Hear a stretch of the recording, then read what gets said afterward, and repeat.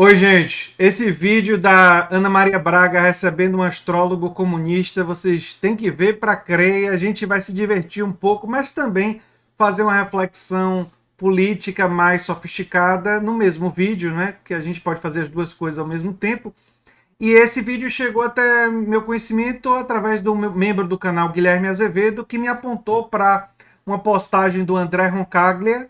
Acho que é assim que pronuncia o nome dele, não tenho certeza, mas ele faz um trabalho muito bom aqui no YouTube em questão de análise econômica. Estou até pensando em convidar ele aqui para o canal, se a gente conseguir intermediar. E ele postou esse vídeo, fez uma edição bem interessante.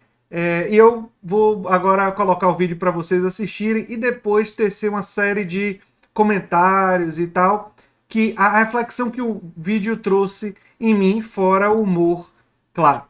Vamos lá. Gregório Pereira de Queiroz, também conhecido como Greg. E é astrólogo, tá? Prazer em recebê-lo no último dia do ano aqui.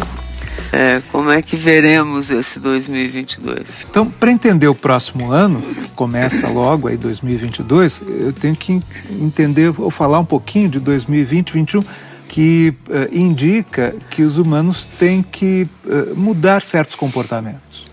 Especialmente a conjunção Saturno-Plutão em Capricórnio, ela se deu em Capricórnio, ela diz de mudança dos modos de produção de todas as sociedades humanas, todo o planeta. Mudança na organização social, na organização econômica, na organização política. Vamos mudar o jeito de produzir, de participar socialmente. E esse é o grande desafio de 2022. É uma espécie de vazio, a conjunção Júpiter-Netuno em Peixes, que vai acontecendo esse ano. Depois o ingresso de Júpiter em Áries, que ocorre 3 vezes ao longo de 2022. Um pouco de termo técnico só para localizar, indicam um começo. Então 2022 é essa transição de uma grande pressão de muitas situações no mundo, políticas, econômicas, propõe uma nova organização coletiva de vida.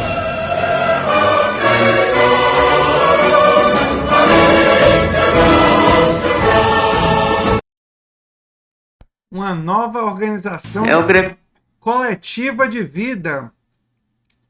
Mudança nos modos de produção, né? Parecia que tinha ali um comunista ali orientando o astrólogo que a Ana Maria Braga convidou.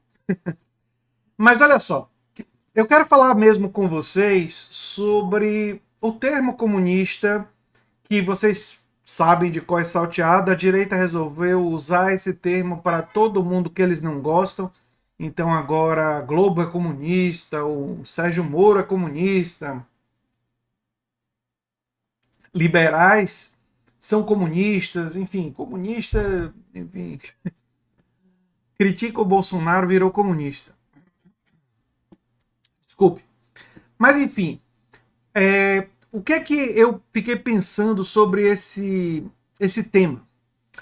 Nos Estados Unidos, o Partido Republicano fez a mesma coisa com o Partido Democrata. Ou seja, não o mesmo termo, não comunista, mas usou a palavra socialista, para dizer que o Partido Democrata, que é um partido predominantemente de centro-direita, seria um partido que defenderia as causas do socialismo soviético.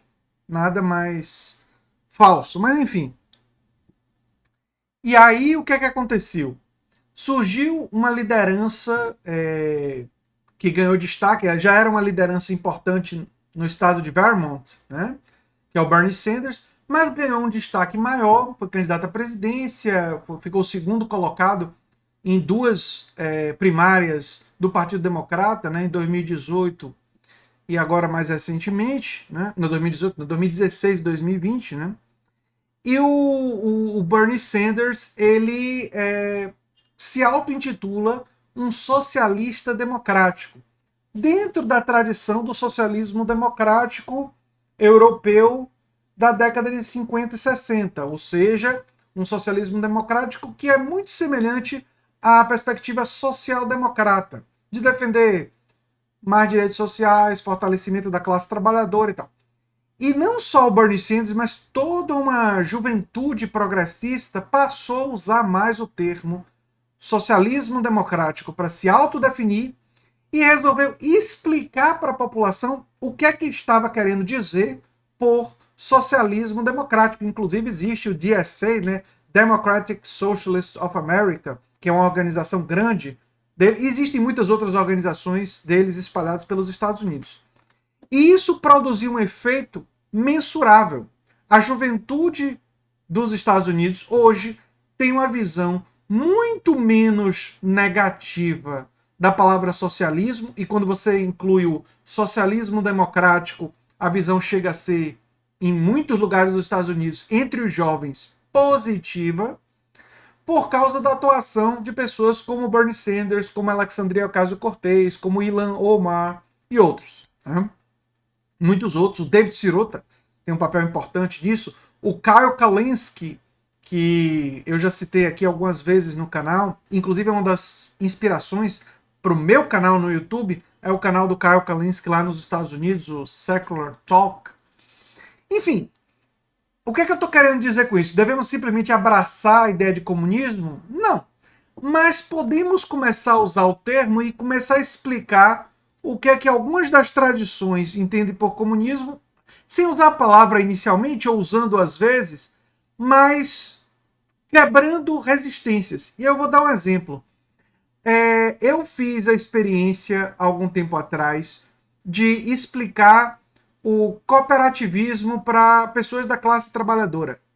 Eu basicamente expliquei o seguinte, que o que eu defendo não é o Estado controlar os meios de produção, mas eu quero que mais e mais os meios de produção estejam sob o controle da classe trabalhadora, de forma cooperativa, com gestão democrática. Não de forma compulsória, mas de forma gradual e incentivada pelo Estado, sendo o Estado em todos os seus níveis, federal, municipal, estadual, em todas as instâncias, um instrumento que deve ser democratizado e transformado também, mas que deve ser utilizado para fomentar uma forma de produção cooperada. Não acreditando que essa forma vai mudar o modo de produção de uma hora para outra, mas a gente ampliar essa estratégia para crescer essa forma de produção. E peguei o exemplo das pessoas que estão no Uber para falar para eles, olha, eu gostaria que você tivesse um aplicativo que vocês, motoristas, fossem os donos. O Estado poderia até criar o aplicativo, ajudar no início, no financiamento, mas vocês deveriam ser os donos, vocês deveriam... E quando você fala para uma pessoa da classe trabalhadora que ela vai ser uma das donas do próprio negócio, que os lucros vão ficar com ela e não com uma grande corporação empresarial, ela fica muito simpática a isso.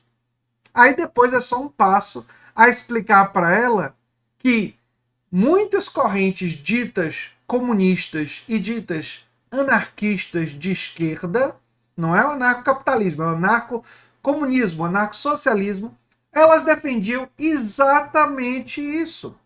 Na verdade, o Stalin e a ideia de estatização e de controle estatal foi uma ruptura com essa tradição.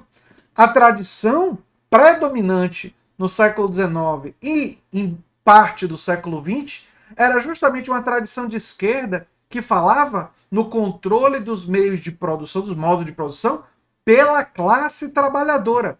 Ora, se alguém quiser chamar isso de comunismo e quiser dizer que eu sou comunista nesse sentido, eu aceitaria.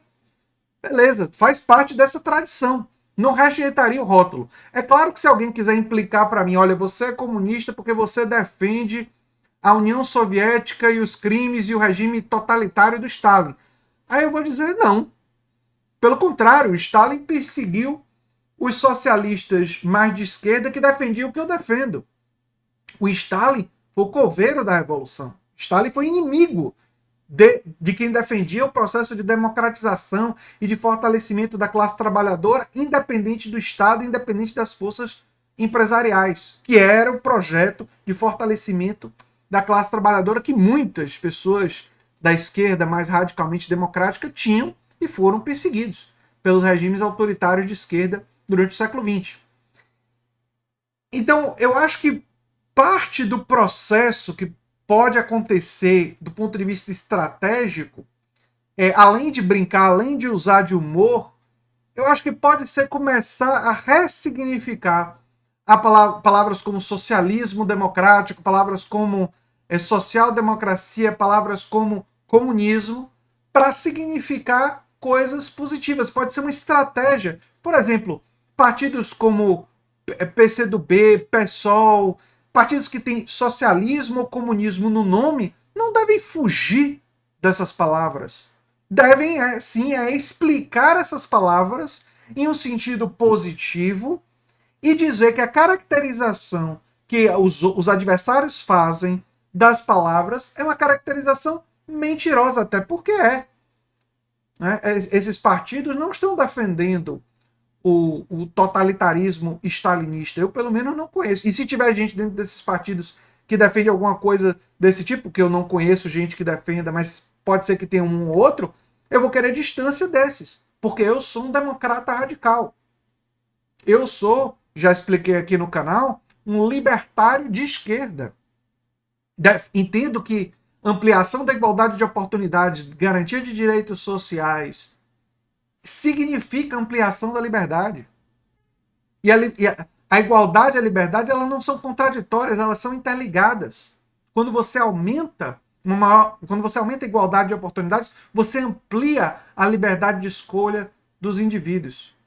Então, esse vídeo que tem uma boa dose de senso de humor, do André Roncaglia, eu acho que é assim que pronuncia o nome dele, não tenho certeza. Se for de outra forma, pode me corrigir aí nos comentários. Eu fiquei pensativo sobre essa questão, é uma questão até que eu posso conversar com ele, quem sabe no futuro.